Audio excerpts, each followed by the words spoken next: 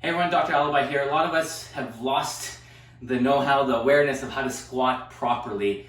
We actually know when we're kids. You know, a lot of those toddlers, they know when they're going number 2, they know how to squat down, use the washroom.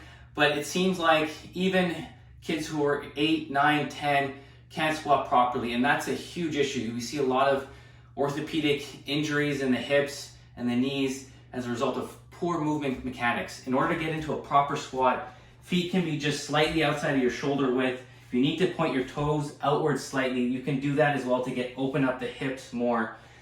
You're going to be rotating your kneecaps outwards, okay? Kneecaps are driving outwards. Instead of squatting like this, drive your kneecaps outwards and try not to bend down towards the ground. Try and keep your back nice and straight, upright, and you're sitting back as if you're sitting back on the toilet and hinging back into that position.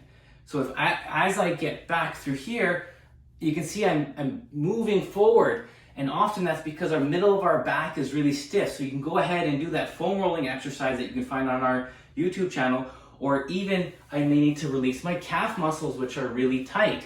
Those two areas will allow you to get back into a deeper squat, kneecaps rotating outwards, so you're not ramming into the inside of your knee joint and your hip joint and causing more wear and tear, when all you want to do is move better and perform better throughout the day without pain.